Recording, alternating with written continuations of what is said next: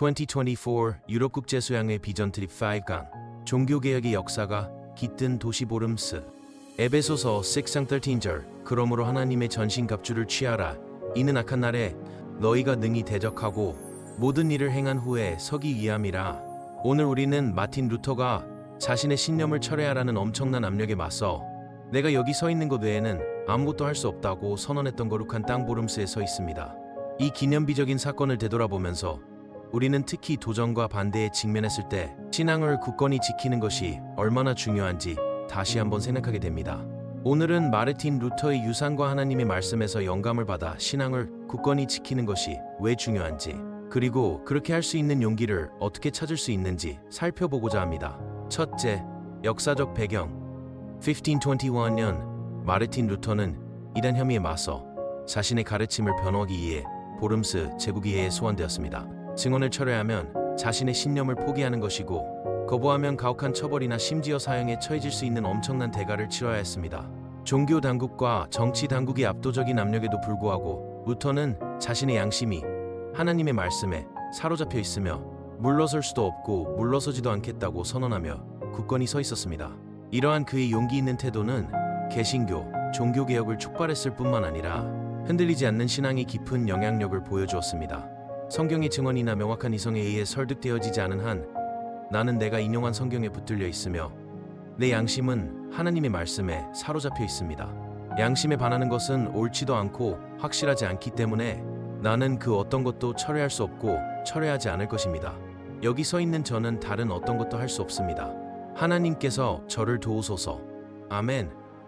마르틴 루터 95개조 반박문 1521년.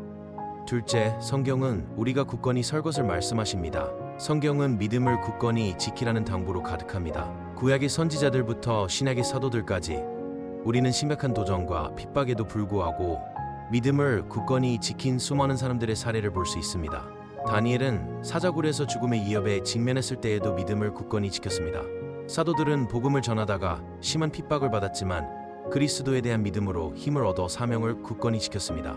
하나님은 시련 속에서 우리와 함께 하시며 굳건히 설 수 있는 힘을 주신다고 약속하십니다.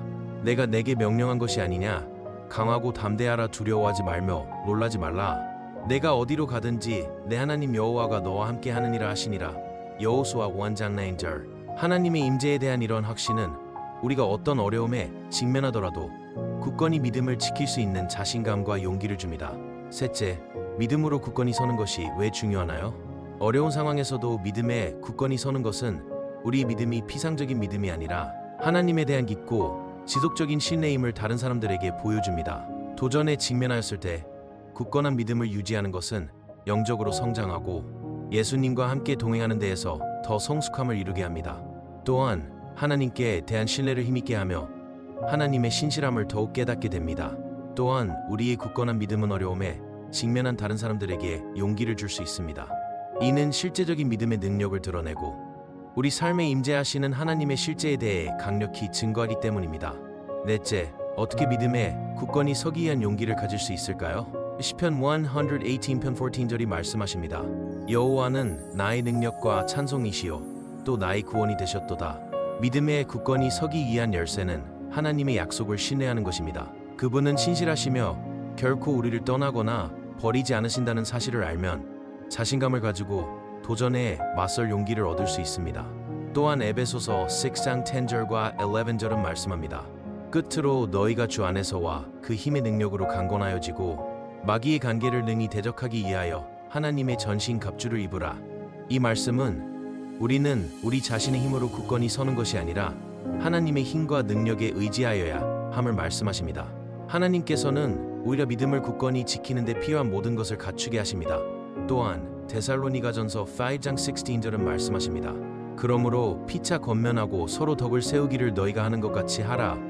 오히려 믿음을 굳건히 하는 데에 필수적인 것은 신자, 공동체와 함께 함으로 함께 지지하고 격려하며 서로의 짐을 지는 것입니다.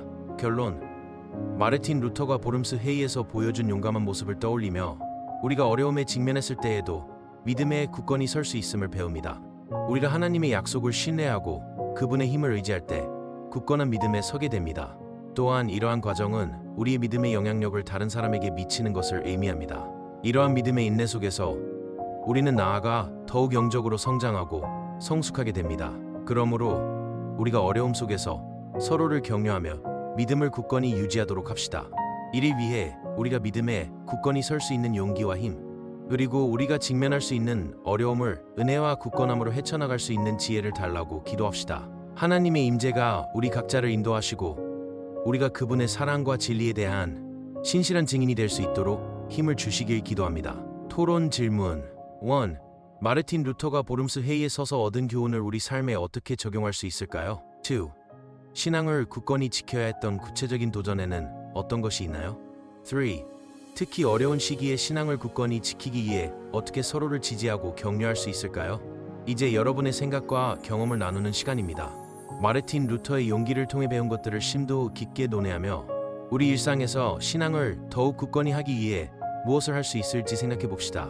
서로의 이야기를 통해 서로를 격려하고 신앙의 여정을 함께 나아가는 방법을 찾아봅시다.